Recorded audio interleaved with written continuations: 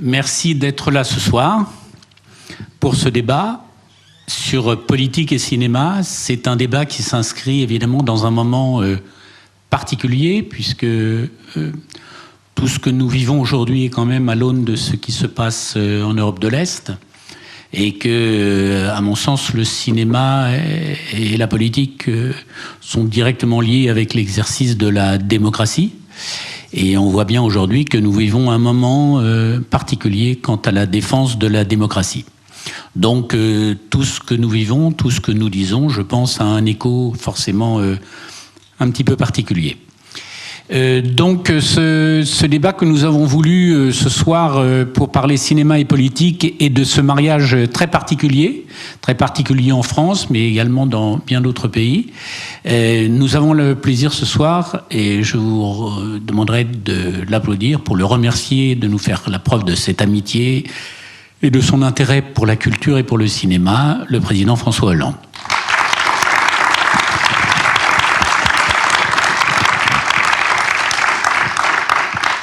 Et nous avons aussi la joie et l'honneur d'accueillir un réalisateur qui a fait un film formidable et qui a eu un très large public, Alice et le maire, mais il a fait également Le Grand Jeu avant, c'est Nicolas Pariser.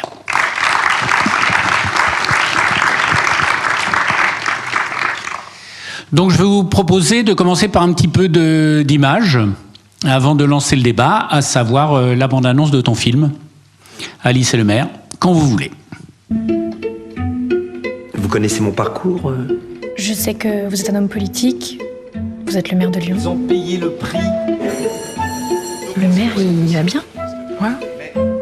Je vais essayer de vous exposer ma situation. J'ai toujours eu des idées. J'avais 25, 40, 50 idées par jour. Non, oui. Et puis je me suis réveillé un matin, j'avais plus d'idées. J'arrive plus à penser. Comment vous vous appelez? Alice Eman.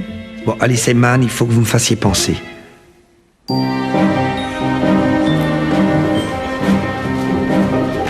Je vais être brusque. Allez-y. Vous n'avez pas l'impression de ne plus pouvoir régler un seul problème? Moi, je pense que c'est ce dont les citoyens ont l'impression. Monsieur le maire, excusez-moi, on nous attend. Non, on nous attend pas, on m'attend moi. Vous distribuez ça à tout le monde et vous leur dites qu'ils remplacent et ils annulent l'autre discours. Ok? Ton nouveau bureau crée un énorme scandale à la mairie. Un scandale? Il y a même une pétition qui circule. Il faut rester modeste. Pas de mégalomanie, pas de gigantisme. Ça va les notes. Je fais pas un cours sur Spinoza. Alice Eman, est-ce qu'elle prend des notes? Elle prend pas de notes. L'influence que tu as sur lui, il faut qu'elle cesse. En fait, t'es en train de me dire qu'il doit nous voir arrêter de penser, c'est ça? Je suis désolée, mais le jeu n'est plus le même. Et je te remercie, Alice. Alice, on va écrire tous les deux le discours de ma vie. Voilà, une bonne annonce absolument parfaite pour lancer le débat. François, je me tourne vers vous. Quand vous avez accepté de faire ce débat cinéma et politique, d'abord, pourquoi avez-vous accepté, en dehors de la qualité évidemment de l'audience et du lieu, puisque le cinéma des cinéastes c'est unique au monde, mais y a-t-il des films qui vous sont revenus en mémoire? Voilà, comment vous appréhendez ce concept cinéma et politique? Bon, merci pour l'invitation. Je ne serais pas venu sans votre accord. Et si je suis là, c'est parce que le cinéma a compté dans mon engagement politique. Car le cinéma et la politique sont intimement liés. D'abord parce que le cinéma reflète des moments forts de notre histoire. Si on songe aux films qui ont été réalisés au moment du Front populaire, qui restent, les films de Duvivier, de Renoir, les films qui ont eu lieu aussi après la Libération, qui ont joué un rôle important, et puis même sur 68, sur la guerre d'Algérie avant, sur un certain nombre de luttes sociales, de luttes féministes, de luttes pour les droits, le cinéma a toujours été là. J'ai été aussi marqué, mais ça c'était une affaire de génération, par les films de Costa Gavras qui étaient sur les dictatures, mais aussi par les films italiens, Francesco Rossi et autres, qui dénonçaient les dérives de gestion municipale ou d'organisation politique. Et puis aussi des films qui étaient désenchantés déjà. Nous sommes tant aimés de Teroscola est un film de désenchantement par rapport à des engagements. Et puis ensuite, j'ai été un sujet de cinéma, donc ça m'a quand même préoccupé, puisqu'il y a eu des films, à la fois sur des campagnes électorales, sur la présidence de la République, sur un certain nombre de sujets. J'ai même eu des représentations au cinéma, parce que je me souviens de Clint Eastwood voulant faire un film sur ce qui s'était passé dans un Thalys. Bon. Il m'avait demandé de jouer mon propre rôle.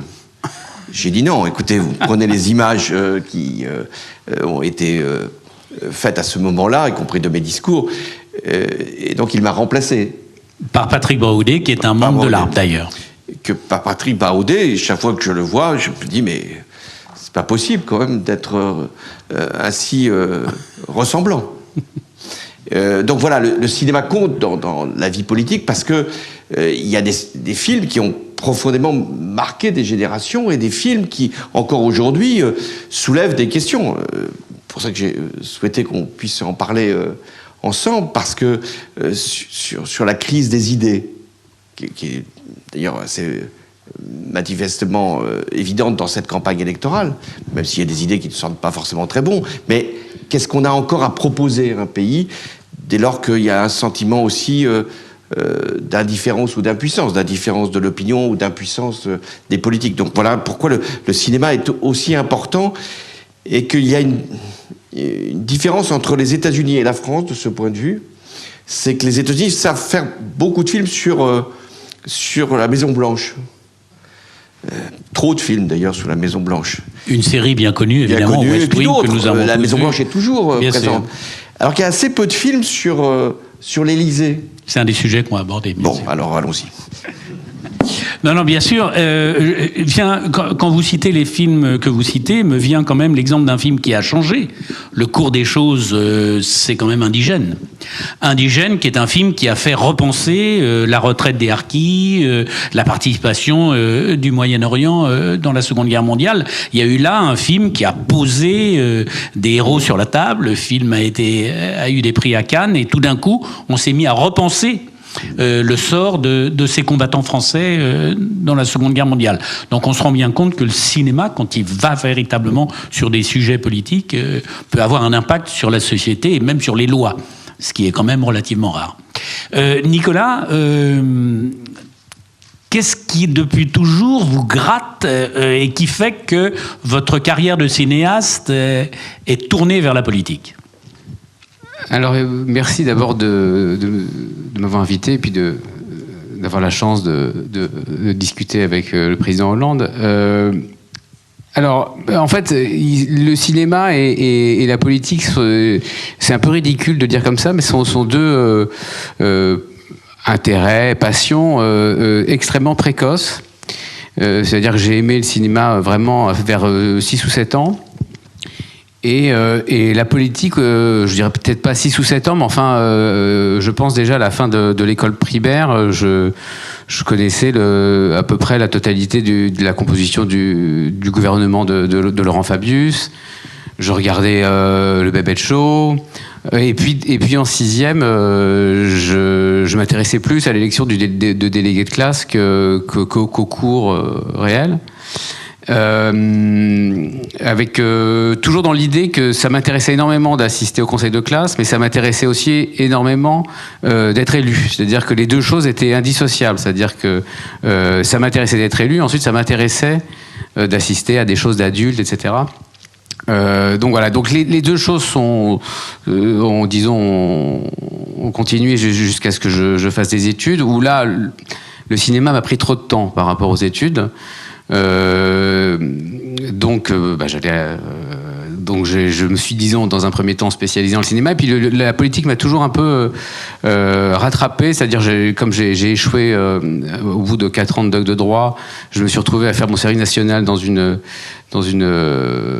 un genre de syndicat étudiant, etc. Donc j'ai un peu côtoyé des hommes politiques dans des congrès, etc. Et puis à ce moment-là, j'ai vu des choses, quoi. J'ai observé des choses que j'ai ensuite oubliées, et puis j'ai repris des études de cinéma. Et au moment où je me suis dit que j'allais faire des films, qu'il fallait que je trouve un sujet, c'est un peu idiot aussi de le dire comme ça. Disons que j'avais pas envie de raconter l'énième histoire d'amour, ou de rupture, ou de que les gens de mon âge à peu près ont envie de raconter vers 30 ans. Ou un séjour chez sa grand-mère à la campagne, enfin voilà, un peu le sujet type des courts-métrages.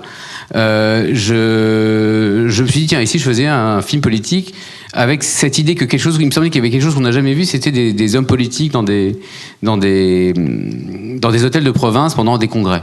Et ça me paraissait quelque chose qui n'avait jamais été vu et qui avait quelque chose de spectaculaire là-dedans.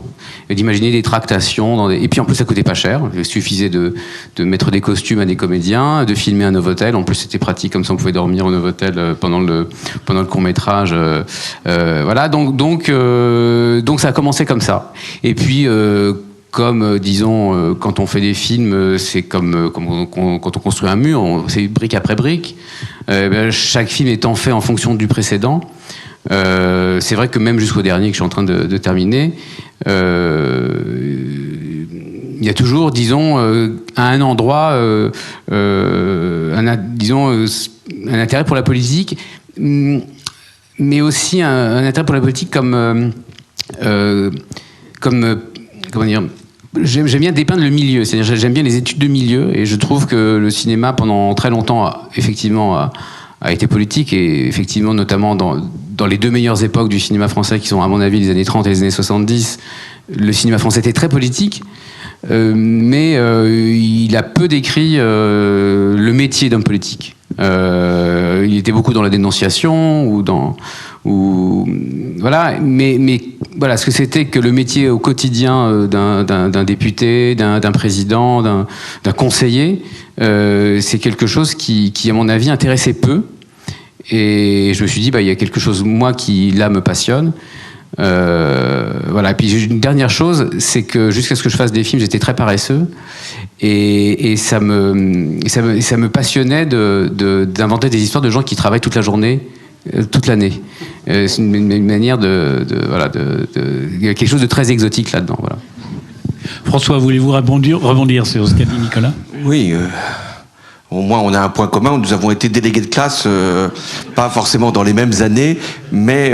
point commun partagé. C'était effectivement une ambition. Ensuite, c'est très juste. C'est-à-dire que la politique a été souvent montrée au cinéma, soit par des documentaires, soit par des films de fiction, dans les conquêtes, les campagnes électorales. C'est-à-dire... plus ou moins réussi. Je parle des campagnes comme des films, c'est-à-dire qu'est-ce que c'est qu'une ambition, comment elle se traduit, comment un candidat va réussir à déjouer les pièges de l'autre, une conception assez agressive d'une certaine façon de la politique, même si elle a cette réalité. Mais il y avait assez peu, presque pas d'ailleurs, de films sur ce qu'est la fonction. La fonction de président, il y a eu assez peu, sauf quelques documentaires, Jolan en a fait un, mais assez peu dans le regard qu'on peut avoir sur une action présidentielle, un regard de l'intérieur, comment se prennent les décisions, comment se déroule un conseil des ministres, qu'est-ce qui se passe vraiment derrière la coulisse. Or, c'est très important, je pense, pour les citoyens, de savoir ce que c'est que le travail politique. Et il y en avait eu assez peu aussi sur les fonctions de maire. Donc c'est vous des premiers. Maintenant il y en a eu d'autres. Romer avait fait un film aussi, mais qui était du Romer, donc c'était encore autre chose. Mais sur le travail quotidien de ce qu'est un maire. Et j'ai un souvenir qui me revient parce que Bertrand Tavernier voulait faire un film sur ce que fait un député de ses journées. Et il était venu me voir, j'étais jeune député socialiste, et il m'a dit mais comment ça se passe, et il voulait m'accompagner. Il y avait un congrès qui était prévu, c'est pour ça que c'est intéressant, c'était le congrès de Rennes, un congrès épouvantable. Enfin, au moins il y avait un congrès, c'était déjà pas mal. Ça prouvait que ça vivait. Bon, et c'était Lucchini qui devait faire mon personnage. Et puis le congrès s'est tellement mal passé, ça a été tellement épouvantable que le film ne s'est jamais fait. Et c'est dommage parce que c'est aussi intéressant de voir comment se passe un congrès, pas simplement dans le résultat, mais dans les coulisses. Qu'est-ce que c'est qu'un député, qu'est-ce qu'il fait, les permanences qu'il peut avoir avec ses administrés. Bref, je pense que c'est très important, quitte à ce qu'il y ait une intrigue qui, bien sûr, nourrisse l'intérêt du spectateur. Mais il faut qu'on puisse montrer ce qu'est la politique vraiment, ce qu'elle construit, ce qu'elle a à la fois de noble, de beau, de désintéressé, de servir le pays ou son territoire, ce qu'elle a peut-être de plus cynique ou de plus désagréable dans les méthodes. Mais voilà, je pense qu'on a besoin d'un cinéma politique pour montrer ce qu'est la réalité de la politique, qui n'est pas simplement la conquête, qui n'est pas simplement les coups tordus, qui ne sont pas simplement les scandales, mais qui est un travail qui, heureusement, se fait au service de la nation. Oui, je trouve remarquable dans ce que vous racontez et qui a un écho chez moi, parce que moi aussi, très jeune, je me suis mis délégué, c'est pas pour rien que je suis aujourd'hui président depuis des années, avec tout le travail politique que ça engendre. Je pense que la politique, j'y suis allé par l'intérêt plus de la politique que de la chose publique. C'est-à-dire, c'est l'intérêt général, c'est la chose publique qui nous pousse vers la politique. Mais ce que je trouve très intéressant dans ton film, Nicolas, c'est qu'à la fin, et c'est ce que dit François, à la fin, c'est une mise en abîme. Il y a une fin de parcours. Il y a un échec, ça se termine par un échec. Et ce qui est intéressant dans le film, c'est qu'on se confronte, dès qu'on a des responsabilités politiques, et c'est ce que raconte ton film, et tu vas en parler, de cette confrontation entre le désir et la réalité, de la réalité et des aménagements qu'on doit faire pour obtenir des résultats. Alors je vais essayer de répondre à cette question en parlant un peu du cinéma français, un peu disons, je mets 1000 guillemets à mot, d'esthétique. C'est-à-dire qu'il me semble que dans le ton du cinéma français, il y a un ton qui est interdit, même si c'est un des meilleurs cinémas du monde depuis plus de 100 ans, c'est que le cinéma français n'est pas édifiant. C'est-à-dire que le cinéma, peut-être mis à part Napoléon d'Abel Gance, est très mauvais quand il est édifiant. Donc, il est plutôt critique. Et donc, critique ou intime. Enfin, en politique, il va plutôt être critique.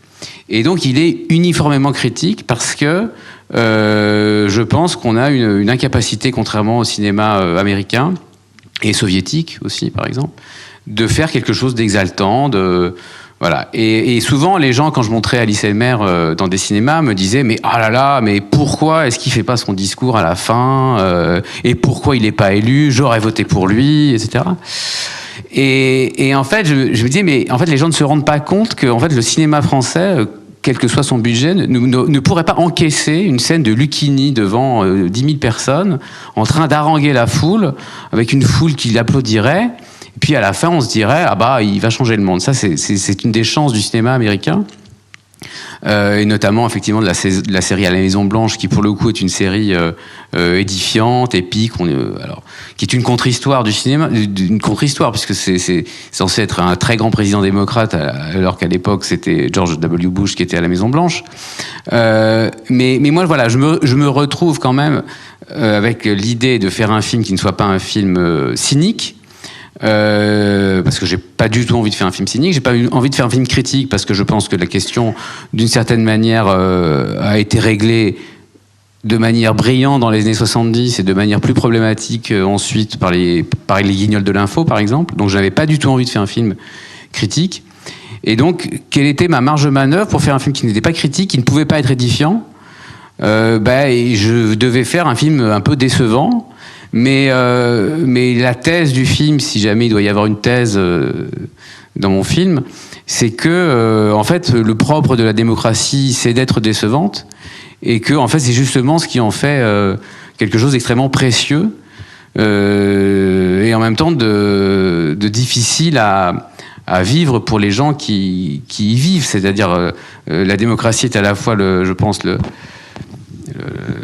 régime évidemment le plus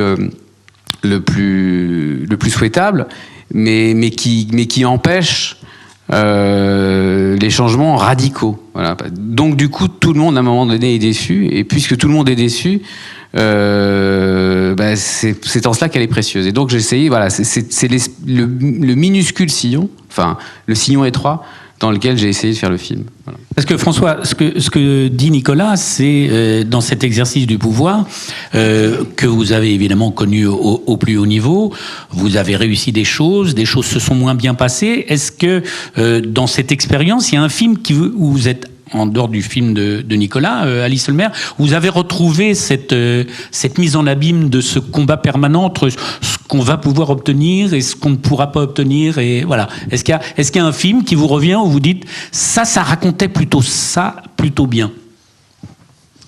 Peut-être pas. Hein, non, justement, ce film est à faire, non plus simplement à l'échelle municipale, mais à l'échelle nationale.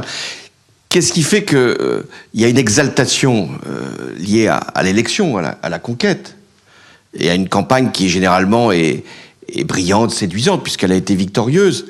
Et qu'est-ce qui va faire que l'exercice du pouvoir, j'allais dire par sa nature même, va susciter de la déception, parce qu'il y a toujours un écart entre ce qu'on a imaginé, pas forcément même ce qu'on a promis, ce qu'on a laissé voir, et ce qui va véritablement être l'action elle-même et son résultat.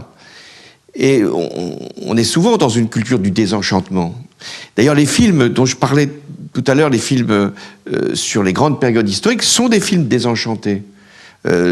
Quand on voit le film qui traduit l'exaltation du Front populaire, La vie est à nous, du Vivier, d'une équipe qui gagne à la loterie, qui va fonder une espèce d'autogestion, et puis à la fin ils se divisent, à tel point que les producteurs, je crois, avaient fait deux conclusions, une heureuse et une malheureuse. Bien sûr, c'est la malheureuse qui avait le plus de succès. Il fallait qu'il y ait de la déception. Les films, par exemple, même qui sont très importants, des années 60, etc., ce sont des films où ce sont des luttes sociales qui se terminent généralement mal. Bon, donc il y a un cinéma de la déception, parce que la démocratie, vous l'avez très bien dit, produit à la fois un bonheur extrême et une déception souvent brutale, violente, etc. Et alors je regrette que les producteurs n'aient pas financé la partie congrès du film Alice et le maire. Parce que s'il y avait eu plus de moyens, si je comprends bien, la fin eût été plus heureuse. Parce que... C'est pas une question de moyens, c'est une question... c'est pas des possibilités... Non, c'est pas une possibilité... C'est pas parce qu'on pouvait pas mettre 10 000 personnes dans la salle. Non, on pouvait mettre 10 000 personnes dans la salle, c'est facile maintenant. Non, c'est juste que... Je ne me sentais pas de le faire comme cinéaste français. Voilà, c'est plutôt un blocage de ma part. Voilà. Parce que pour ceux qui ont vu le film, et je vous encourage, si vous ne l'avez pas vu, à le regarder attentivement, la scène finale, parce que c'est d'abord un moment que j'ai connu aussi d'écriture de discours. Comment s'élaborent les discours les plus importants d'une existence. Si on veut dire quel était le discours le plus important de ma vie politique, on peut dire que c'est le discours du Bourget, qui m'a valu à la fois des compliments et quelquefois des observations plus critiques. Et comment il s'écrit? Et en fait, il s'écrit d'abord par l'intéressé, mais aussi par des contributions qui viennent, on le voit bien dans le film, en l'occurrence d'Alice, mais pas seulement. Et ce discours, donc, est un discours de vérité pour Lucchini, et il ne le prononce pas. Donc c'est vrai qu'il y a un facteur de déception. Et c'est dommage, parce que est-ce que valait mieux encore que le discours fût prononcé et qu'il perde? Parce que c'est pas la même chose. En même temps, vous allez me dire, mais vous aussi, vous n'avez pas été candidat à votre propre réélection. C'est un peu la même chose. On voudrait quand même que ça aille plus loin, mais ça ne va pas plus loin. Donc je crois que il ne faut pas faire des films qui sont des films d'exaltation permanente, parce que c'est un état qui n'existe pas. Mais je pense que c'est très important de montrer qu'il y a encore de l'espoir. Le cinéma contribue aussi à ça. Or, les films politiques sont généralement assez désespérants, parce que ce soit une critique absolue de comportement. Benzekri n'est plus là, mais c'est vrai que ou s'il est peut-être encore là, le Baron Noir, c'est pas toujours l'image qu'on voudrait, qui pour partie juste, révéler de la politique, où les scandales, les histoires, les arrangements. Mais il y a aussi un bon côté de la politique. D'ailleurs, dans votre film, il y a plutôt que des bons côtés de la politique, parce que sauf le fait que Lucchini soit sans idée. Bon, ce qui prouve qu'il a été quand même très loin dans le rôle. Dans le personnage de composition. Oui, de composition. Ouais. Mais cette question-là, on se la pose à un moment dans tout exercice du pouvoir. Qu'est-ce que j'ai encore à dire? Qu'est-ce que j'ai encore à faire? Qu'est-ce que je pourrais imaginer pour changer l'état du monde possible, mais en tout cas de mon pays ou de ma ville? Et ça, je crois que c'est une très belle démonstration. La politique, elle doit s'enrichir d'idées sans cesse nouvelles. Et un des problèmes que la politique rencontre, c'est que la source, les intellectuels, les grands partis politiques qui jouaient ce rôle, les grandes confrontations, eh bien, ça s'est un peu tari en termes d'idées. Les programmes, c'est pas forcément les idées. Les programmes, c'est un sous-produit des idées. Il faut encore avoir des grands projets à porter. C'est ça la politique. Et c'est ça que l'exaltation, elle vient autant des personnages que des projets. C'est vrai que cette exaltation, on l'a vécue, je m'en souviens, au Bourget, et ces moments d'exaltation sont rarement montrés dans le cinéma français. Il y a une autre chose qui est assez rarement montrée dans le cinéma français et qui m'interpelle entre le cinéma américain et même le cinéma anglo-saxon, je dirais. Je pense qu'on en est à je ne sais pas combien de films sur Churchill, par exemple, des séries, des films, et sur De Gaulle, je pense qu'il doit y avoir un film, voilà, le film assez récent, et quasiment rien. C'est-à-dire que en France, le cinéma politique est un peu tari, entre guillemets, par cette sorte de réticence ou cette impossibilité, ou est-ce que c'est notre passé monarchique qui fait qu'on n'ose pas montrer la figure du roi? En tout cas, on se rend compte que les Américains ou les Anglais ont une grande facilité à faire des biopics, par exemple, sur leurs grands personnages, et même à chaud, juste quand ils sont encore là. Je veux dire, même pas sur Churchill, bien des années après sa mort. On est sur un biopic sur Nixon, sur Bush, enfin, voilà, ils étaient encore là, Bush est encore là. Voilà. Comment toi qui connais particulièrement ces sujets-là, comment tu expliques cette réticence du cinéma français à faire des biopics? Si je mets à part le promeneur du Champ de Mars, qui met en scène un personnage et qui fait penser à Mitterrand, mais voilà, il y a une réticence en France à ça. Moi, j'ai l'impression que... Alors, je pense que pendant plusieurs années, il y a dû avoir des réticences au sommet de l'État, mais je parle d'il y a 30 ou 40 ans, où faire un film, disons, à l'époque, disons, où les gaullistes étaient vraiment au pouvoir un peu partout, je pense que ça devait être compliqué de... On n'aurait pas pu faire un film sur De Gaulle, je pense, en 1969. Enfin, c'est vrai, voilà. Donc, je pense que c'est la première explication. Ensuite, l'explication récente, à mon avis, elle est assez simple. Elle est pas très. C'est que ça n'intéresse pas tellement les réalisateurs, bizarrement. Enfin, moi, autour de moi. Il y a relativement peu de réalisateurs qui s'intéressent à l'histoire et relativement peu de réalisateurs qui s'intéressent en tout cas particulièrement à la politique. Mais je pense que si demain, il pourrait y avoir effectivement, enfin si demain quelqu'un arrivait avec vouloir faire une grande série Netflix ou un grand film sur François Mitterrand, on trouverait l'argent. Donc je pense qu'il y a à un moment donné des producteurs et des réalisateurs qui ont moins d'intérêt pour ce type de sujet-là que pour, je sais pas, des grandes adaptations littéraires ou des choses comme ça. Et puis l'autre raison, qui est plus, c'est que il y a un problème d'acteurs aussi, c'est-à-dire que je pense qu'il y a beaucoup plus de comédiens anglo-saxons qui sont capables de... Enfin, les anglo-saxons apprennent à jouer avec Shakespeare, donc ils apprennent à jouer des rôles de rois, ils apprennent à jouer des... Voilà. En France, on apprend à jouer des rôles d'avares, de bourgeois gentilshommes, voilà, ou d'Astérix. Oui, enfin voilà, mais je veux dire, c'est pas dans la formation de l'acteur de jouer des rôles historiques, voilà. Donc, c'est vrai que moi, si je me disais, voilà, on te commande un film sur François Mitterrand aujourd'hui, on te dirait qui va le faire, c'est un sacré problème. Et je ne suis pas sûr que ce soit un problème que je puisse résoudre. Je reviens sur le cinéma américain qui a beaucoup de défauts, mais qui est aussi capable de prendre des événements récents de l'actualité, c'est-à-dire ce qui a pu blesser l'Amérique, pour en faire des succès commerciaux, y compris sur la partie la plus douloureuse de leur histoire. Ça s'est vu assez vite avec la guerre du Vietnam. Les films les plus terribles sur la guerre du Vietnam ont été faits quand même par des réalisateurs américains et avec des gros budgets. On l'a vu même sur les biopics sur Nixon, où c'était une partie quand même assez noire de leur propre histoire.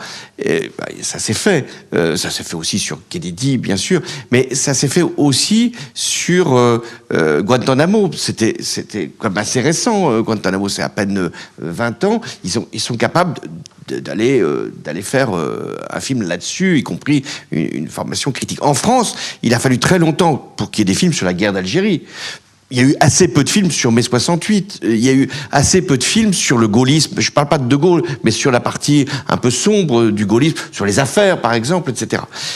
Et alors, si on prend le personnage de François Mitterrand, puisque vous avez commencé à évoquer les films qui s'étaient faits autour de lui, c'est des films d'anecdotes, d'une certaine façon. C'est la cuisinière de François Mitterrand, c'est le bon plaisir, donc c'était l'annonce avant l'heure d'une naissance extra-conjugale, et c'est le promeneur, etc., sur la fin de vie de Mitterrand. Mais un film, enfin, on se dit, sur l'histoire, pas forcément d'ailleurs de Mitterrand président, mais l'histoire de Mitterrand de la 4e et de la 5e République, c'est une histoire romanesque extraordinaire. Alors après, il faut trouver l'acteur. C'est possible, mais je pense pas que ce soit la partie la plus difficile. C'est que beaucoup de producteurs penseraient, moi, que ça ne va pas marcher, alors que je crois que les gens les spectateurs sont passionnés par l'histoire, beaucoup plus qu'on l'imagine, par leur propre histoire. Et donc, je suggère que vous vous intéressez à des personnages qui ne soient pas trop lointains. Je ne demande pas qu'on fasse un film sur moi, puisque ça a déjà été fait.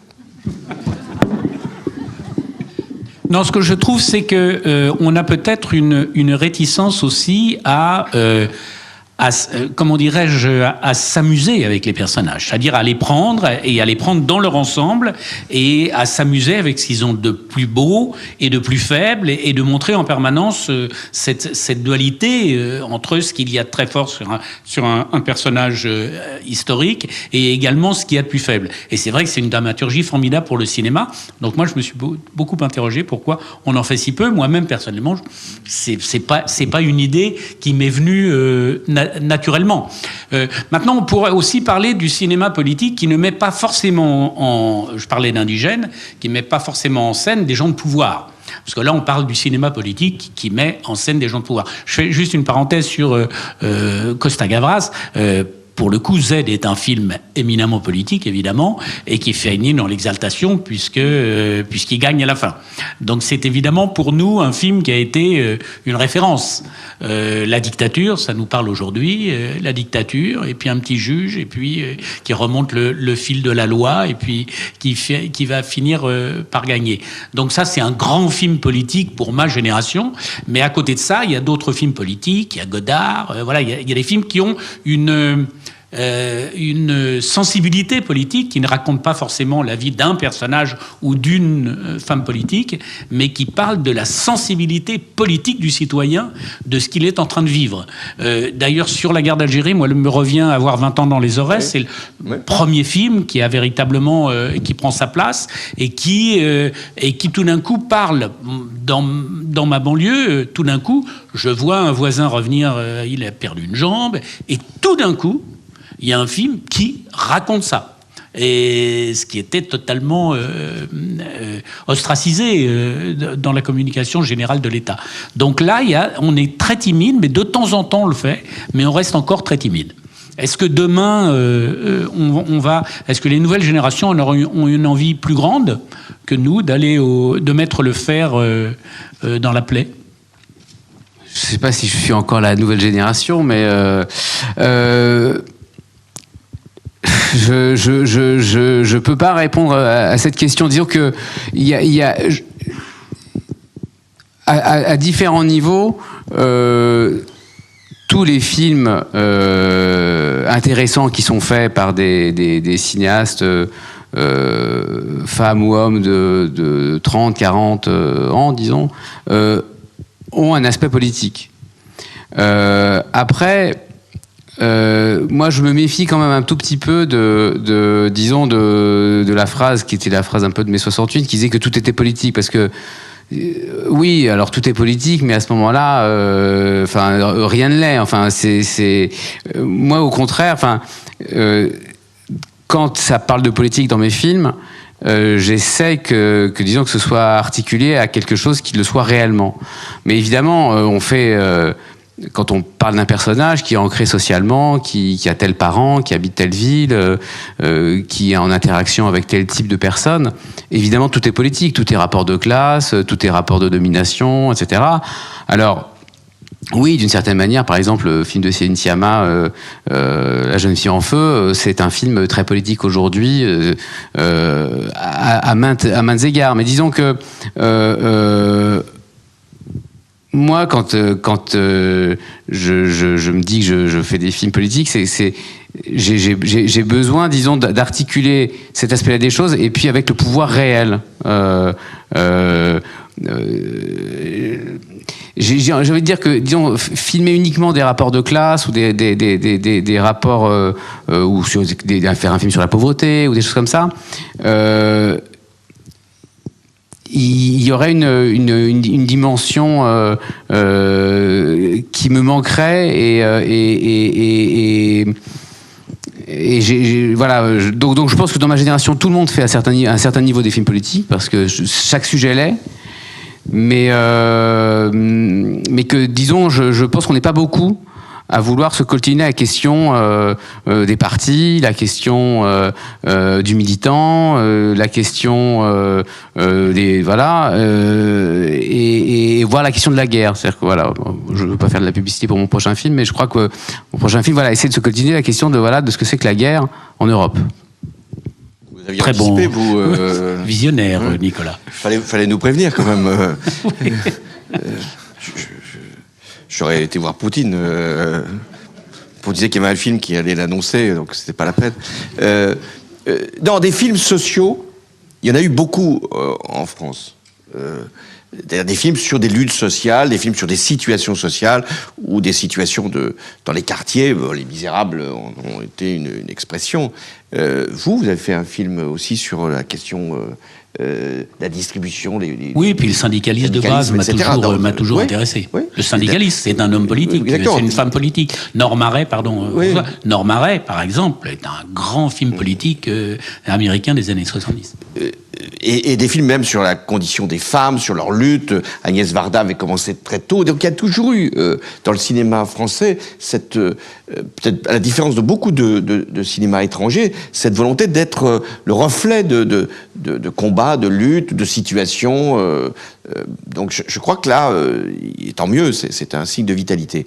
Mais des films sur la politique en tant que telle, c'est-à-dire avec des acteurs politiques, enfin des acteurs au sens des responsables politiques en situation ou en conquête, sur ce que sont les partis ou les syndicats, les luttes qui peuvent parfois les opposer, les lieux de pouvoir. Tout à l'heure, vous avez reçu Scholler sur l'exercice de l'État. Ça, c'est un très grand film sur ce que c'est qu'un ministère et là aussi la déception de celui qui prétend qu'il ne va pas privatiser, qui va finir par privatiser, ce qui est un film tout à fait contemporain. Donc, mais ça montre le fonctionnement d'un ministère. Et ça, c'est très utile. Enfin, très utile. Je ne sais pas. En tout cas, c'est autour d'une intrigue passionnante. Et moi, je pense pourquoi il n'y a pas suffisamment de films politiques? Parce que, d'un certain point de vue, les cinéastes s'intéressent assez peu à la politique telle qu'elle est. Ils s'intéressent à des événements politiques, mais pas à la politique telle qu'elle se fabrique, à la maison politique. Or, il faut ouvrir la porte et aller regarder comment ça se passe et donner après une interprétation. Hein. Donc, mais c'est ça qui, à mon avis, est attendu. Et on devrait faire donc beaucoup plus de films politiques en France. Et je veux juste faire une toute petite parenthèse. Il y a quelque chose effectivement d'extraordinairement curieux parce que le cinéma français est un cinéma littéraire qui a fait énormément d'adaptations de grands classiques, etc., même de classiques inadaptables. Enfin, or, Balzac parle énormément du fonctionnement de l'État, de son temps et puis même de l'Empire. Et bizarrement, c'est le parent pauvre quand même aussi bien des dramatiques télé que des films. Disons l'aspect politique de Balzac a été très peu adapté. Et même, ou bien elle a été adaptée, mais cet aspect-là de son œuvre, qui est quand même tout à fait central, a été un peu occulté. Et donc, c'est quelque chose d'assez inexplicable. Pourquoi est-ce qu'il y a 10 000 adaptations de Madame Bovary, et puis que le Père Goriot, finalement, il y a eu 1 ou 2 adaptations, pas très marquante, et que, alors, il y aurait tout à fait pu avoir de grands films politiques en France d'après Balzac, comme il y a eu de grands films politiques anglo-saxons d'après Shakespeare. C'est une énigme, je ne sais pas pourquoi. Mais déjà, on peut se rendre compte que Shakespeare est beaucoup plus politique à sa manière que Molière. Molière, évidemment, fait un théâtre politique, mais c'est un théâtre qui, en creux, ne parle pas de l'État, critique, mais qui ne parle pas de l'État, qui est un petit peu comme les caractères de La Bruyère, montre des personnages qui racontent quelque chose de politique, mais c'est en creux. C'est en creux. Alors que Shakespeare, en permanence, pose la question politique, pose le rapport du pouvoir, de l'État, de la compromission, du crime. Voilà, c'est très anglo-saxon, donc on peut comprendre qu'ils sont toujours dans cette tradition. François, demain, un film se fait. On vient vous voir comme conseiller. Et on dit, voilà, je voudrais faire un film sur un président de la République. Évidemment, il y a eu la série Les Sauvages, il y a eu Baron Noir. Mais vous auriez envie que quelque chose d'essentiel soit raconté. Que serait cette essence, si vous vouliez qu'un film se fasse? Ça serait sur la décision. Comment se prend une décision grave, lourde, majeure, lorsqu'il s'agit d'engager des forces ou de répondre à un attentat terroriste, ou même sur une question économique, sociale, dont on sait qu'elle va entraîner des manifestations. Comment s'élabore la décision? Qu'est-ce qui va se préparer avant qu'elle ne soit connue? Qu'est-ce qui va être le choc d'un certain nombre de pressions qui sont contradictoires? C'est une intrigue formidable, jusqu'à la décision. Et voilà ce que je conseillerais, s'il y en a dans la salle, si un réalisateur se présente, un producteur me demande, je lui dirais, voilà, ce qui me paraît le titre du film, je l'aurais, c'est La décision. Il y a un très bon livre d'ailleurs qui marche très très bien et qui va être un film, mais qui est l'histoire d'un juge d'instruction, d'une juge d'instruction qui mène sur la sortie d'un terroriste de prison, qui est un très bon livre qui va devenir un film. Mais c'est vrai que sur cette décision, il y a un film américain 13 jours qui essaye d'autopsier les 13 jours au moment de la crise de Cuba, et comment les personnages politiques se retrouvent évidemment dans ce moment de quintessence absolue de la décision. Est-ce que vous voulez maintenant si vous voulez passer la parole à la salle, s'il y a un micro qui va se promener, et peut-être y a-t-il des questions? Oui, bonsoir. Je suis un petit peu étonné que vous n'ayez pas du tout cité le film d'Anne Fontaine, Président, au pluriel, qui met en scène François Hollande, non pas comme dans une scène comme personnage secondaire et de passage, mais comme un des 2 héros du film, puisque pour ceux qui ne l'ont pas vu, c'est une espèce de variation imaginaire sur des personnages existants. On voit Nicolas Sarkozy et François Hollande s'associer lors d'une réflexion dans une petite ville de campagne pour bouleverser la campagne présidentielle en cours et arriver, si je me souviens bien, à renverser l'arrivée inéluctable au pouvoir d'une candidate d'extrême droite. Donc je voulais savoir, 1, si François Hollande l'avait vu, et 2, ce qu'il en avait pensé. Et puis, plus largement, il y a comme des films un peu légers et un peu de comédie et plus fantaisiste, et je pense aussi à La Conquête qui mettait en scène Nicolas Sarkozy. La Conquête est un film presque de représentation de ce qui s'est véritablement produit.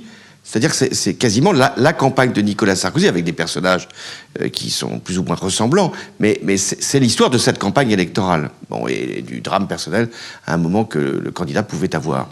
Sur le film d'Anne Fontaine que j'ai vu, et qui est un film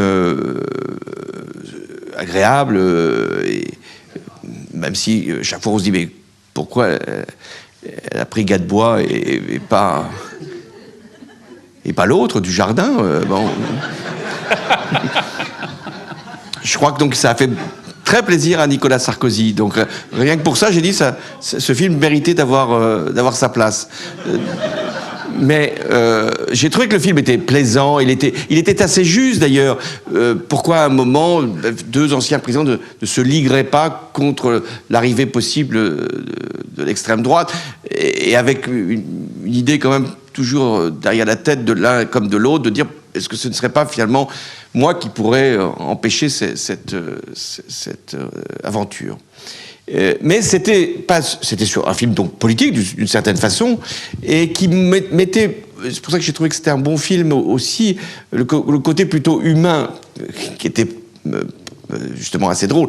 Qu'est-ce que font deux anciens présidents de leur vie, à parvenir ici, quel est leur emploi du temps, qu'est-ce qu'ils font, est-ce qu'ils s'ennuient, est-ce qu'ils ont envie de faire de la politique sur la fin d'une vie politique. Est-ce qu'elle se termine vraiment? Est-ce qu'il n'y a pas toujours cette idée qu'on va être appelé, qu'il y aura un sursaut, qu'on va être à un moment l'élément qui va permettre de trouver la solution? Le recours, hein, c'est une vieille thèse du recours. De ce point de vue-là, il y avait un film qui était aussi un film de fiction, mais de Verneuil sur le président, qui est un très bon film, sur la 4ème République. Hein. Mais je reviens avec Jean Gabin. Avec Jean Gabin. Oui. Et Bernard Blier dans le rôle du conseiller traître. Il en existe donc alors, même depuis longtemps, en définitive. Et alors, donc, sur le film, c'était bien vu, c'était bien traité de voir qu'est-ce que faisaient deux anciens présidents, mais c'était pas sur la décision politique, puisque par définition, il n'avait plus de décisions à prendre. Mais je trouve que ça éclairait aussi assez justement ce que sont les hommes politiques, les anciens présidents, le côté humain de la chose qui les rendait plutôt sympathiques, l'un comme l'autre. Donc vous vous êtes reconnu dans ce personnage d'ermite qui se retire dans une maison de campagne et qui veut plus entendre du tout parler de politique? Pas complètement, mais j'ai quand même une maison en Corrèze, puisque c'était tourné en Corrèze, donc il y avait une part de vérité. Mais je dois quand même vous dire que Nicolas Sarkozy n'y est jamais venu.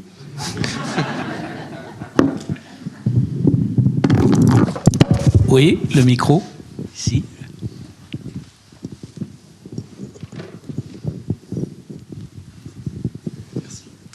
Bonsoir, merci donc pour cette rencontre. J'aurais une question pour Monsieur le Président donc Hollande. Vous qui avez donc vécu l'Élysée, on parlait tout à l'heure du fait que l'Élysée n'est pas beaucoup représenté, c'est vrai, dans le cinéma français ni dans les séries, plus quand même durant la dernière décennie. Vous qui avez donc vu, je vois justement nombreux des films politiques, ce lieu de pouvoir, cette représentation de pouvoir par l'Élysée, est-ce que vous voyez quelque chose de fantasmé dans les séries, dans les films, ou est-ce que cette agitation, ce rythme, vous l'avez vécu vous aussi quand vous étiez justement à l'Élysée? Alors, il y a eu plusieurs films sur l'Élysée en tant que tel. Il y a eu un film tout au début de mon mandat où on me suivait dans ce qu'étaient les premiers jours de ma présidence. Et en fait, le film qui est sorti était non pas sur moi, mais sur le lieu. Tellement le lieu impressionnait. Le cinéaste filmait les horloges, le pas lent des huissiers. Je me suis dit, mais c'est intéressant. Mais c'est pas ça la politique, c'est pas le lieu qui compte. C'est ce qui s'y fait. Et alors, votre remarque est très juste, c'est que l'Élysée n'est pas un lieu vibrionnant. Ce qui est d'ailleurs un problème de fonctionnement des institutions. C'est le lieu de la décision majeure, de la décision suprême. Les gens parlent tout bas à l'Élysée. Et ils osent même pas, vous savez, il y a des graviers ils osent pas marcher sur les graviers. Je sais pas pourquoi.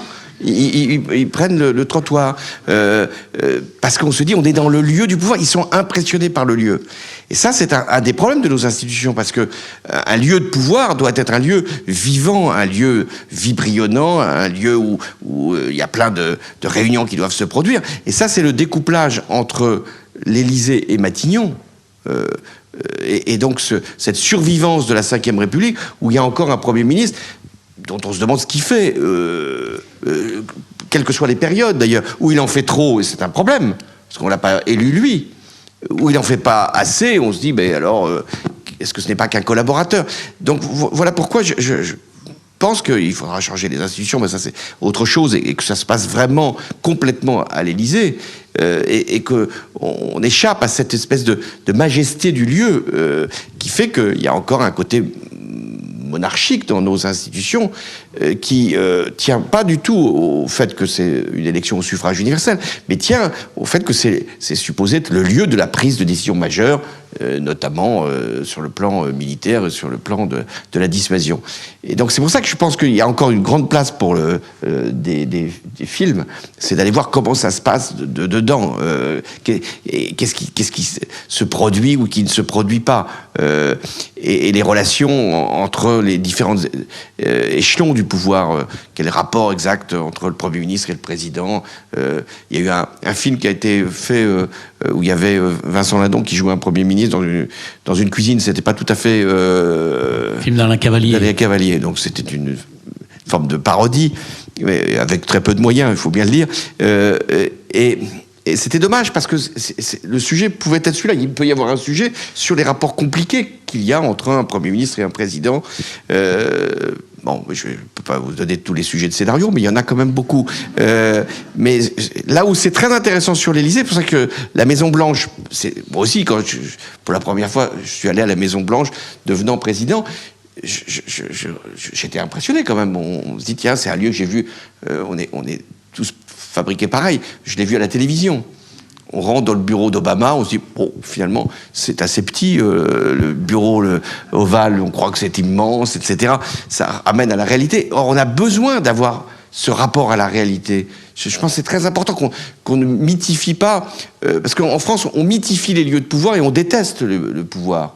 Les deux sont intimement liés. Donc, il faut au contraire qu'il y ait un apprentissage. Je suis toujours... Là aussi, quand j'étais à l'Élysée, les gens faisaient 7 heures, 8 heures d'attente pour visiter, lors de la journée du patrimoine, l'Élysée. Alors, je me suis dit, il faut que je change ça. Je vais faire tous les dimanches, ils pourront rentrer dans le jardin de l'Élysée pour au moins qu'ils se rendent compte de ce que c'est. Pas de chance, les attentats sont arrivés et il n'y a plus d'ouverture de l'Élysée depuis très longtemps. On avait des barrières, maintenant, c'est fini. Mais il y a à l'Élysée, pour être à une projection à l'Élysée pendant votre quinquennat, je me suis posé la question, on entend beaucoup là je sors un petit peu, je parle du rapport de la politique avec le cinéma et non pas du cinéma avec la politique. Évidemment, il y a cette histoire de cette salle de cinéma qui a été mise en place par Pompidou et qui en permanence disait à ses équipes, bon, le soir, allez au théâtre, allez au cinéma, ouvrez-vous sur le reste du monde, regardez le monde tel qu'il est à travers les œuvres des artistes. Je ne sais pas quelle place ça a aujourd'hui. Avec vous, ça a eu encore une place, il y avait des projections, sans doute y en a-t-il encore. Est-ce que l'Élysée reste un lieu où le cinéma est là? Enfin, le cinéma en tant qu'objet de culture, objet d'introspection de la société sur elle-même. Oui, parce que vous l'avez rappelé, il y a des films qui correspondent aussi à la préparation de décisions. Je me souviens d'un film de Stéphane Brisé sur le suicide assisté. On était dans tout un débat de savoir si on accompagnait des personnes, et ce débat n'est pas clos d'ailleurs. Et voilà, il y avait une projection qui avait été faite pour qu'on ait au moins ce témoignage. On avait projeté aussi, toujours dans cette même, c'était pas très gai, dans cette même série, le film Amour de Necke. Bon, alors il y a des films plus réjouissants, heureusement, mais moi je considère que c'était très important que cette salle vive, et puis d'inviter les réalisateurs, soit parce qu'ils avaient fait un film qui correspondait justement à un sujet de société, soit parce qu'on les connaissait, parce qu'ils pouvaient avoir aussi des récompenses. Et alors, une de mes premières visites du lieu, c'était d'aller voir la salle de cinéma. Donc, elle n'avait pas changé depuis Georges Pompidou. Donc, c'est vous dire, c'est à peine si on n'avait pas mis le son Dolby. On a eu la dernière salle qui a dû être équipée de France. Hein. C'était des gros fauteuils. de jamais mettre des gros fauteuils. Les gens dorment dans les gros fauteuils. Donc, et donc moi je faisais en sorte que cette salle n'a pas été pour autant réhabilitée par moi, mais que cette salle soit régulièrement occupée. Et il y a eu beaucoup de projections, y compris de films plus politiques. Il y a un film d'un réalisateur sur une personne d'extrême droite dans le nord de la France. Oui. Vous voyez, avec Marine Le Pen, jouée par Catherine Jacob, chez nous. Voilà. Donc je trouvais que c'était important aussi à un moment voilà, il y a eu beaucoup de films qui ont été projetés, souvent d'ailleurs dans la plus grande discrétion. Personne ne sait que les films sont projetés. Mais moi, c'était très important. Pourquoi c'est très important ? Parce que le président de la République, c'est aussi ça, un thème possible. Il est très isolé. Et surtout quand il se passe des épreuves comme les attentats ou des questions de sécurité sont majeures, il ne va plus au cinéma. Il ne sort pas dans la rue pour se promener. L'image de Mitterrand allant sur les quais de la Seine est une image, à mon avis, un peu datée. Je ne suis pas sûr qu'elle était aussi fréquente qu'on l'imagine aujourd'hui. Donc voilà, donc c'est très important, au moins, puisqu'on ne peut pas sortir, puisqu'on ne peut pas aller dans son lieu d'élection, comme je l'ai fait pendant des années, de moins avoir la culture qui vienne à l'Élysée. Oui, d'ailleurs, la culture a totalement disparu du débat présidentiel. Là, vraiment, nous avons à l'ARC beaucoup travaillé sur ce sujet. Y a-t-il d'autres questions ?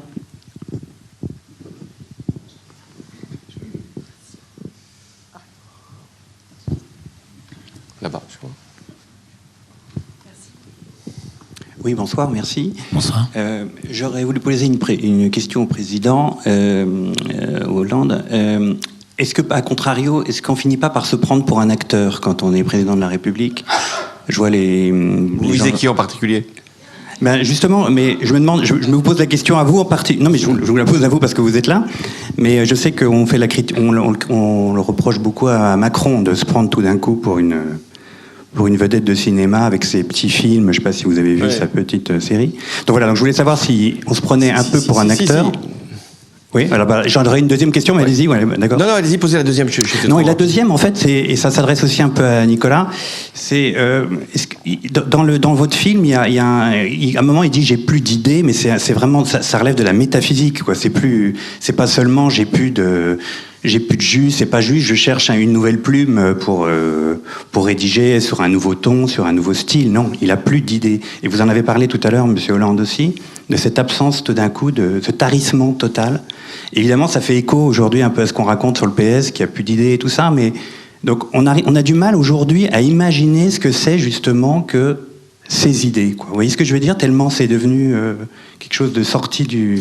Mais parce que les idées, c'était pas une seule personne qui peut les produire. C'est un ensemble, c'est-à-dire une réflexion qui est ouverte.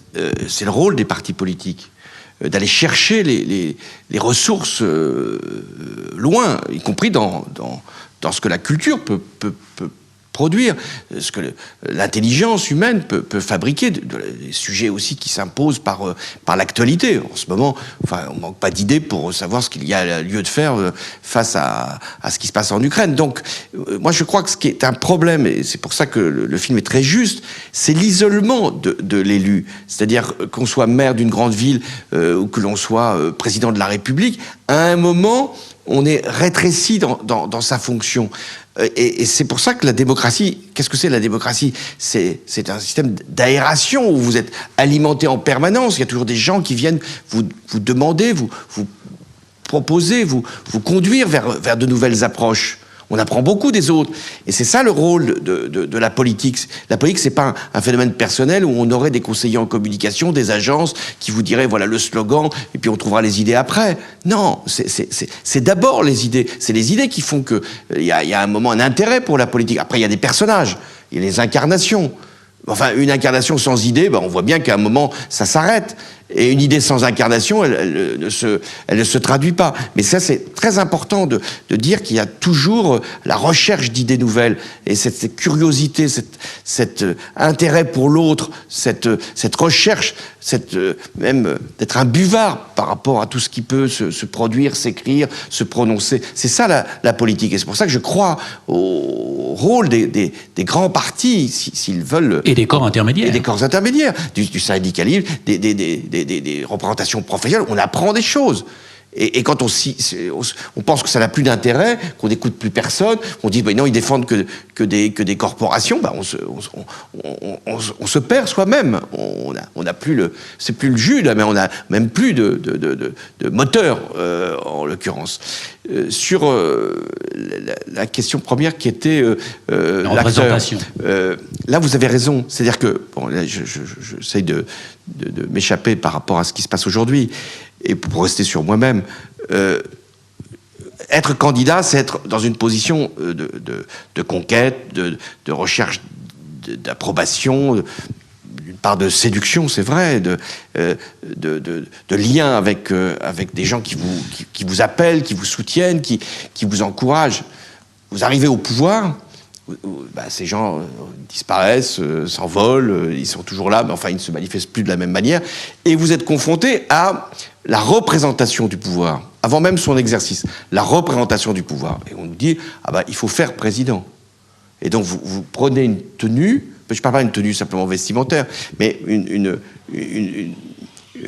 façon de vous comporter, une espèce de sentiment inspiré, grave, qui vous fait perdre une part de ce que vous êtes, de votre authenticité, de votre spontanéité. Et quand on est trop spontané, on dit quand même, là il s'est laissé aller. L'humour, par exemple, est très difficile. Vous êtes candidat, vous pouvez faire preuve de beaucoup d'humour. Vous êtes président, quand même, est-ce que vous avez bien le droit de vous moquer, de rire, y compris de vous-même, etc. Donc, ça oblige à une façon de marcher, de se tenir. Surtout qu'on a des photographes partout. Et ça, et avec une presse, enfin, pour ce qui me concerne, qui était particulièrement laudative et franchement en ma faveur. Donc c'était et donc j'étais toujours un peu sur mes gardes. Et quand il arrive en plus des événements très très douloureux, que ce soit des attentats, des catastrophes. Qu'est-ce que vous faites ? Vous êtes impassible ou vous laissez passer vos émotions ? Si vous êtes impassible, on dit quand même, il n'a pas de sentiment, le président il n'exprime rien. Si vous laissez passer vos émotions dans des formes d'effusion comme ça, on dit quand même, il ne se retient pas, ou est-ce que c'est pas forcé ? Donc voilà, quelle est la part du jeu, quelle est la part de l'authenticité ? Ça, c'est le point le plus important. Je voudrais juste répondre, puisque la question était sur les idées et sur Alice Elmer. Alice Elmer, je l'ai fait en 2019, donc j'ai dû l'écrire. Je l'ai écrit en 2017 parce que j'ai attendu Fabrice Lucchini 1 an, et je pense que le film est daté, alors au sens où il a une date et qui parle d'un certain moment de la vie politique française et du moment où il me semblait que le Parti socialiste, mais aussi c'était valable, je pense, pour l'UMP à l'époque, était en manque d'idées. Mais ça, c'était il y a 5 ans. Moi, j'ai l'impression que ce qui marque cette campagne-ci, c'est qu'il y a beaucoup d'idées monstrueuses. En fait, voilà. Et donc, en fait, quand Fabrice Lucchini, dans le film, dit « je n'ai plus d'idées », c'est quelque chose c'est un moment politique qui est passé, c'est-à-dire celui où les grands partis politiques étaient un petit peu à court d'idées et puis en bout de course, voilà. Et j'ai l'impression qu'on est aujourd'hui à un moment où pratiquement les grands partis de droite et de gauche sont en mort cérébrale, enfin voilà, et où aussi bien, alors à droite évidemment, en tout cas à l'extrême droite, mais aussi bien à droite, mais même dans la droite modérée, ou en tout cas dite modérée, et même dans la gauche qui n'est pas l'extrême gauche, il y a une circulation d'idées monstrueuses qui était encore impensable il y a 5 ans. Donc je pense que Alice Elmer, c'est un film vraiment sur, disons, les années 2010, la fin des années 2010, et que ce qui se passe aujourd'hui est encore plus préoccupant. Et je termine en disant que ce qui me fascine toujours quand je dialogue avec des hommes ou des femmes politiques, c'est leur optimisme. Et que une des raisons pour lesquelles j'aurais pas pu faire de politique, c'est que je n'ai pas cet optimisme et ce type d'énergie-là, voilà. Mais moi, j'aurais deux remarques. Je crois que nous vivons là, on est sorti un petit peu du cinéma pour parler politique, là, véritablement. Mais moi, ce que je ressens aujourd'hui, c'est que pour la première fois de ma vie, depuis la guerre d'Algérie, où la guerre avait une réalité, c'est-à-dire dans ma banlieue, je voyais revenir les gens blessés, le voisin qui disait mon fils, on ne le reverra plus, etc. Donc, ça avait une réalité qui a totalement disparu, quand même, en dehors des attentats, mais au niveau de la guerre. Et là, tout d'un coup, je dirais que je suis spectateur tous les soirs aux informations. Enfin, c'est la réalité. Mais moi qui suis passionné de l'histoire et des films sur l'histoire, sur la guerre, sur la Seconde Guerre mondiale, là, tout d'un coup, on est ramené à une réalité vraiment prégnante et extrêmement violente à un moment de déstabilisation de nos sociétés avec une extrême droite qui monte de tous les côtés. Je trouve qu'on vit un moment unique. Ce qui va être vraiment intéressant, c'est si le cinéma, enfin, sur le sujet qui nous occupe aujourd'hui, est-ce que le cinéma va attraper ce moment-là, cette réalité, ce vent qui souffle et qui nous atteint. Tous les démocrates sont atteints, interpellés dans ce moment incroyable. Est-ce qu'on va trouver le film qui va traduire ça? Voilà. Est-ce qu'il est en train de s'écrire? Est-ce qu'un réalisateur ou une réalisatrice dans la salle est en train de travailler là-dessus? Elle peut nous en parler ou pas? Et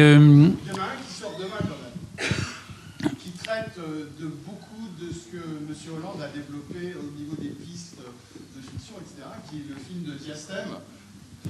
Il y a le film de Diastème qui sort demain avec Léa Drucker, qui interprète une présidente de la République sortante qui ne se représente pas et qui voit la montée de phénomènes que l'on constate en réel aujourd'hui dans la société, dans cette campagne présidentielle, et qui est remarquable. Elle incarne donc une femme présidente de la République française, et je vous encourage tous à aller le voir. Je l'ai vu hier soir. Avec Violet comme Premier ministre, c'est ça? Exactement. J'aurais dû prendre ce choix-là. Benjamin Violet, qui lui aussi surprend et est remarquable. Et justement, il traite énormément ce film de la solitude du pouvoir. Alors, vous en avez un petit peu parlé, mais moi, c'est un thème sur lequel j'aimerais bien vous entendre. Oui, je pense que c'est en soi un sujet, je l'ai évoqué, hein, c'est-à-dire comment le candidat qui a été forcément porté par une famille politique, par des forces qui ont bousculé jusqu'à le conduire là où il voulait être, c'est-à-dire à l'Élysée, comment au bout de quelques mois, progressivement, ses propres amis vont être éloignés, ses conseillers vont prendre un peu plus de place et vont l'entourer pour en écarter d'autres, comment il va lui-même n'avoir confiance en personne, sauf en quelques proches. Les mêmes proches ont des intérêts qui ne sont pas forcément les mêmes. Et donc, voilà, l'espèce de solitude ou forcée ou acceptée, ou voulue. Donc ça, je pense que c'est un grand sujet. Or, moi, un des problèmes qui m'a été posé comme président, et j'ai trouvé que c'était là le défaut de nos institutions, c'est que le président ne va pas à l'Assemblée nationale. Depuis qu'il y a eu le coup d'État de Napoléon III, de Louis-Napoléon, donc le président est interdit d'aller à l'Assemblée nationale. C'est un truc étrange.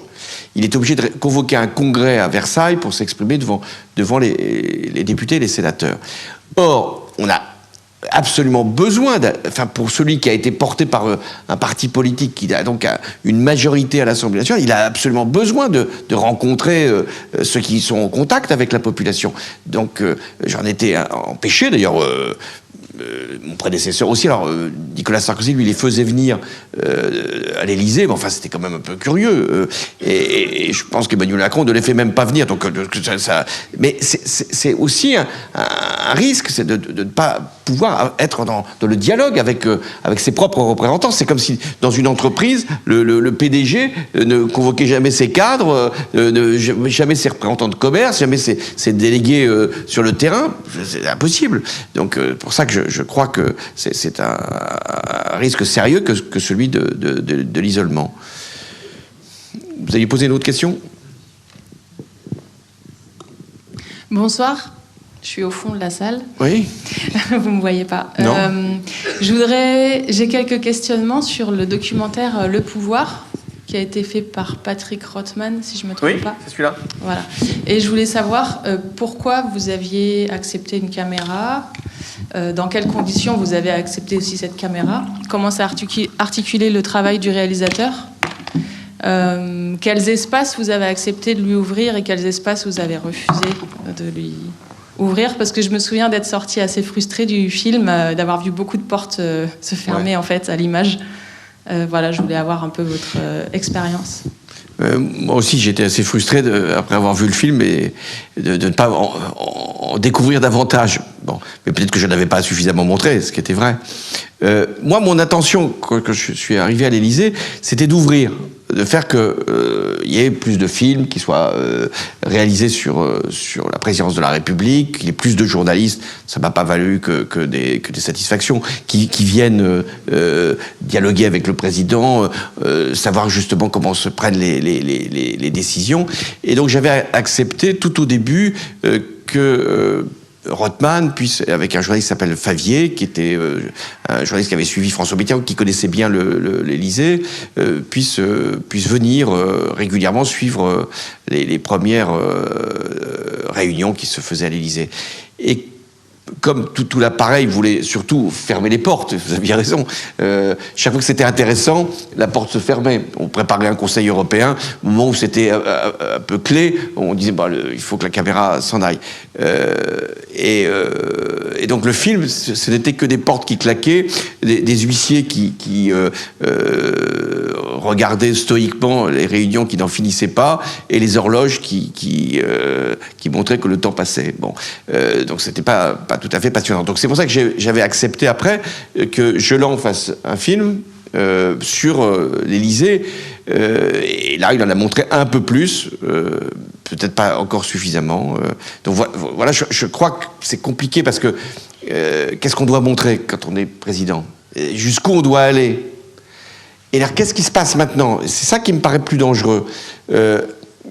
Jusqu'à présent, on était confronté à des demandes de journalistes, enfin, ou de cinéastes, de documentaristes qui disaient on veut voir ce qui se passe vraiment, les réunions, les conversations avec les autres chefs d'État, on cédait plus ou moins. Mais il y avait quand même des choses qui se montraient. Mais aujourd'hui, c'est pas simplement vrai qu'en France, ce sont les lieux eux-mêmes, l'Élysée, qui fabriquent les images. Et ce que vous voyez, c'est ce qu'on veut vous faire voir.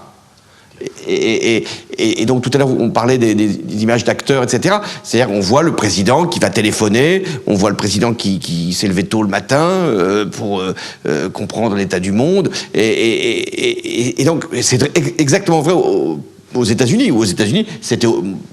Pendant la période où j'étais président, c'était Obama qui en disait très très peu à l'extérieur, mais en montrait beaucoup par lui-même, par la possession des images. Vous avez vu aussi ce qui se passe pendant cette campagne, où tous les grands meetings sont filmés par les équipes des candidats, ce qui est aussi un grave problème, parce que ce qui était le travail du cinéaste ou du journaliste, c'était lui-même de se mettre un peu de côté et de regarder, pas simplement celui ou celle qui parlait, mais aussi le public, parce que la vision du public, quelquefois, est assez édifiante sur les idées monstrueuses. Donc, de regarder ce qui se passait. Or, aujourd'hui, vous avez des images qui sont totalement filtrées. Et donc, je partage votre sentiment. Un mot sur la guerre, parce que ce que vous dites est très, très juste, Pierre. C'est que nous avions évacué la guerre non pas simplement de nos réflexions, mais de notre imaginaire. Nous pensions que la guerre, c'était du passé, ou c'était de l'extérieur, lointain, parce que quand même la guerre n'a jamais cessé, que l'on songe à ce qui s'est pas produit au Moyen-Orient, ou ce qui s'est produit aussi dans les Balkans ces dernières années, ou en Arménie il y a encore peu. Mais là, c'est une guerre qui nous saisit, parce qu'elle nous rappelle que nous sommes vulnérables, et que c'est quelques heures d'avion. Et donc, et que c'est nos semblables. Alors que quand c'est plus lointain, on se dit, bon, ça ne nous touchera pas. Ce qui est faux, puisque les vagues migratoires, finalement, sont le produit des guerres. Mais aujourd'hui, contrairement à ce que beaucoup disent, ça relève l'enjeu de la politique.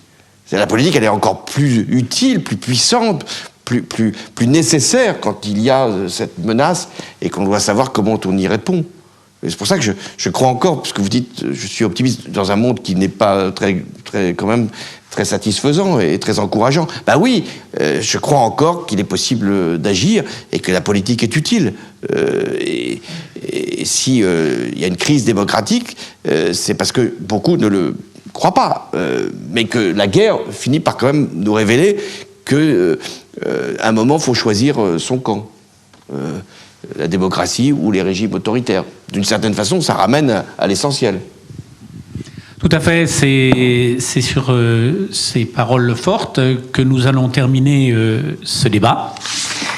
Je crois que nous pouvons remercier et applaudir le président Hollande et Nicolas.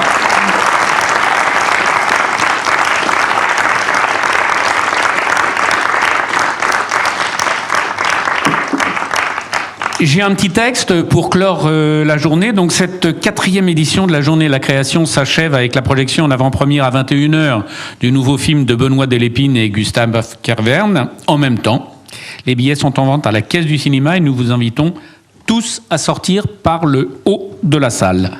Au nom de tous les cinéastes de l'ARP, je remercie évidemment tous les intervenants de cette nouvelle journée de la création, tous les spectateurs, ceux qui se sont déplacés ici au cinéma de cinéastes et ceux qui nous suivent en direct. Mais pour ceux qui sont venus ici, évidemment, bravo, parce qu'on sait que la Covid joue un rôle à nouveau dans nos déplacements.